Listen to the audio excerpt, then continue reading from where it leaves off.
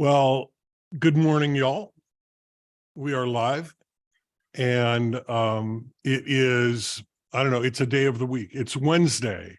It's Wednesday, my dudes. The 15th of March, 2023. And here's what's going on today. I am, I get a lot of newsletters every morning, and I read some of them. I don't read all of them, just to keep up on what's going on in the news.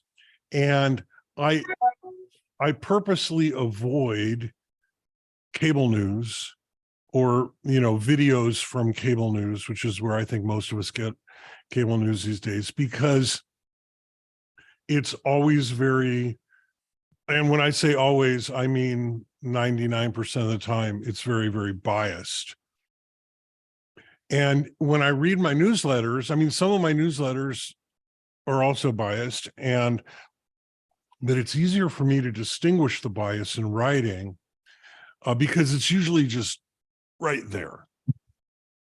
And one of the things that caught my eye this morning was this story coming out of Stanford University, where some conservative judge spoke, presumably on conservative issues. I don't know. I haven't been able to find anything that really has the contents of what he said.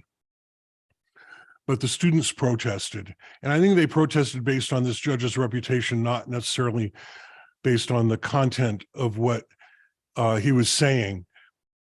And the way that it was reported in the media was almost impossible. It was very, very difficult to find any stories that weren't just blatantly biased.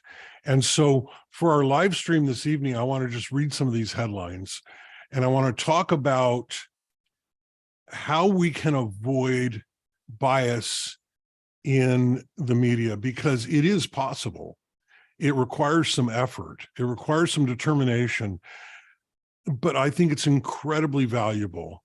If we're going to find a way out of this divisive partisan mess, not just in the US, but around the world, where everybody is on team right or team left and literally fighting each other in the streets. We're going to find a way out of this. I think we're going to need to learn to discern the distinctions between news and commentary, opinion, yeah, I had more words for that, but I'm out of adjectives. We need to find a way to discern what is the reporting, the journalistic reporting on what actually happened, which is a valuable thing. We need to know what's real in the world, and how to discern the loud screaming outrage media, which is most of it, and we need to learn to filter that out. So that's what I want to talk about on our live stream this afternoon, coming to you at 6 p.m. Pacific, 1800 Pacific, whatever time that is in your part of the world. I know that we have a lot of viewers who are in South Asia, and it's like around 12 hours later there, so it'd be like 6 in the morning there.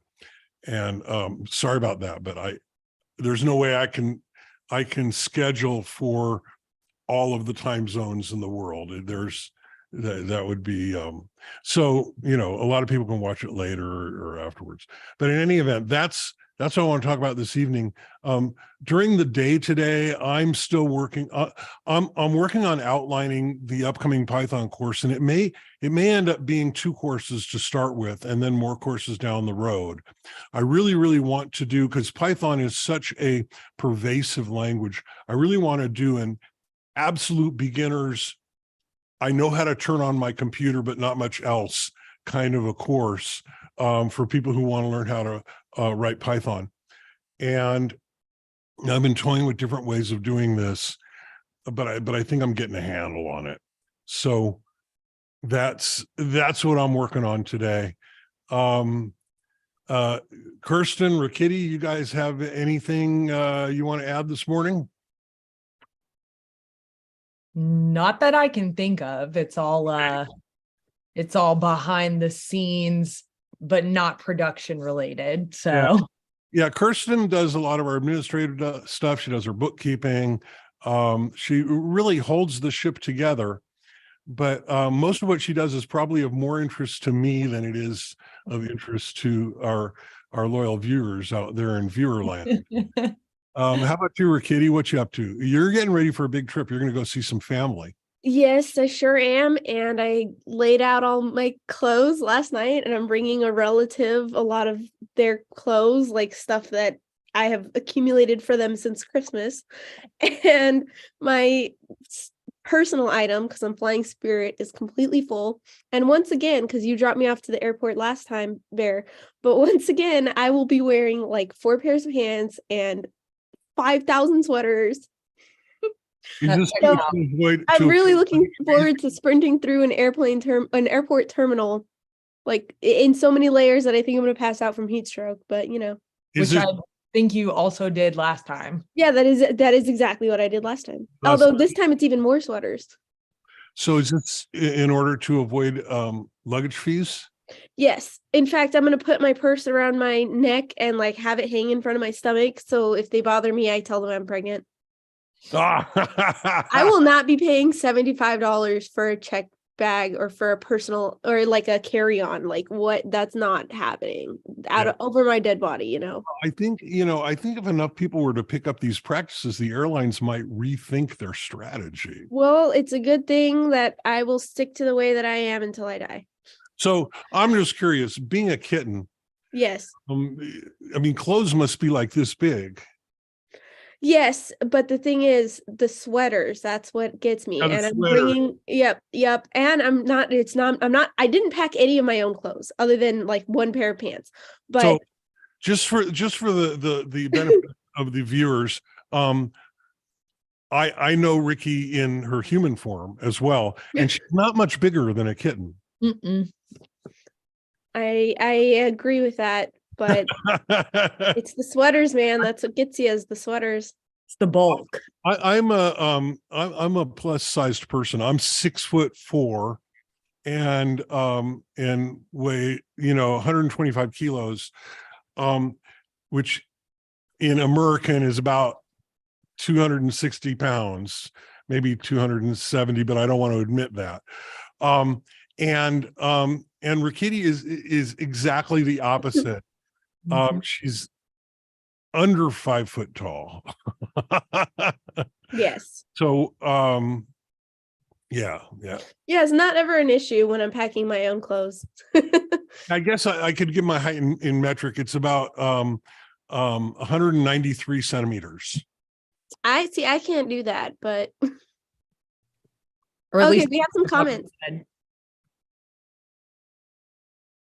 We have some comments. Go ahead. Yes. Okay, so we have on LinkedIn from Kasra Hashemi. Hi, Bill. Hi. Good to see you, and welcome. And we have a comment from Joshua Campbell. He says, great points about media bias. It seems that a key element in identifying bias is knowing what tools are being used by journalists to add a spin to a story. Finding multiple credible sources definitely helps. It allows you to find the commonly agreed upon facts. Yeah. So that's a big part of it. For me, the easiest piece of it is to just look for the scare words. Yeah. If there are a lot of adjectives, a lot of scare words, if the headline, includes words like so-and-so slammed for this, or woke, or whatever. If it's got these scare words in it, if they're calling somebody a communist in the headlines, or if they're calling somebody a fascist in the headlines, you have a good idea that this is about personality and not events. You were saying, RiKitty, I interrupted you. I'm sorry. Sorry. No. It's okay. I just wanted you to know that there's also YouTube comments. Oh, good. Let's go. Okay. Thoughts Bright says Python. And then they elaborate on that and say, I am a beginner in Python and I need help in lists, dictionary, and loops. Hope to see your relatives, Kitty, and smart move. Thank you. Thank you, Thought Sprite. I hope I make it there too. I don't like air travel. So Yeah. so back to the Python thing. Lists, dictionary, loops. Any comments? So yeah, that'll be covered in. So the course that I'm working on, it's going to start from the very, very beginning. And so from the very, very beginning part of it, we'll probably include some stuff on loops. But then when we get into data structures like lists and dictionaries and that sort of stuff, that'll be in the second half of it, which may or may not be in a separate course. I haven't decided yet. I think I'm starting to lean towards separating it into a very, very beginner's course, which might be very short, just a couple hours, and then a more, basics of the language course, which, might on its own be a few hours. And so I'm kind of leaning towards that kind of a structure, and I'll probably record it all at once either way, and we'll drop it all at once either way so that it's all available. But yeah, I'm definitely going to get into the data structures. Nice. And then I'll go ahead and go over our last couple comments is a series of hi. Peace. Lovely. On YouTube. So, well, hello, all of you, and I'm really, I'm really happy that this is starting to gain a regular audience. That you have no idea how much that warms my heart, and I really, really appreciate y'all. This started out as an experiment to see if I could broaden my audience beyond just the people who are interested in my tech content, and it seems to be working. It's taking some time, but it's definitely improving as we go along. And I think adding more of the more accessible tech content. I started with C++ because, well, that's a long story. Somebody big and powerful had asked for it, and then they backed out, which was super annoying. But as I get into SQL and Python, which are a broader audience, I think that'll help us to pick up even more audience for our non-technical content, like what we're talking about today. Yeah, Kitty, you got more? Is she drinking? Is this what it looks like when she's drinking water? No, that's what I look like when I'm muted, and I forget that I'm muted, but I always have to be muted when I'm not talking because I'm checking the feedback on every single one of our streams. So Right. You would get the feedback. Okay. Appreciate Our comment is from Thoughts Bright, and he says maybe you should divide them like beginners part 1, then advance. Yeah, I'm not going to call it advanced because it's not going to be advanced. It's really going to be, beginners for somebody who's not a complete novice. And so I'm not sure how I will title them. Let's see here. I might have already come up with some ideas. Whereas, yeah, Python for beginners and then Python basics. I think that's what I'm leaning towards, is those two titles. Thank you all for your comments, and thank you all for your participation. Ricky, we got any more before we go? Nope, that's all I'm seeing on my end. All right. Love you all. We'll see you all this evening. Thanks. Bye. Except for me. I won't be there. Bye. I'll be on a plane. Bye. Ricky's going to be on an airplane, so it'll just be me and Kurstin this evening. I know. You're going to miss out on seeing this kitty face. Yeah, and I don't know how. I'm going to have to figure out how to look at the comments. I don't know. Maybe I'll have Kurstin do that. Oh, we have a last minute straggler comment from Programmer 369 and from Thoughts Bright. Thoughts Bright says, okay, bye. Programmer 369 says, please also create a course on analysis of algorithms. Big O notation. On the what of algorithms? Analysis. Oh, that's a great idea. And I intend to get there down the road with, sort of a generic programming series, like, here's how you do programming independent of language. If you want a really, really great analysis of that and you're not afraid of math, I can't recommend enough the Nicholas Wirth's series of books on the art of computer programming. He really gets into the weeds on all of that stuff, and it's agnostic of language, it's agnostic of paradigms. It doesn't adhere to any strict paradigm of how we analyze algorithms, because I know there's a few of them out there, and it's really amazing. It's a little math heavy because he is a math professor, but it's really worth it if you can get through it.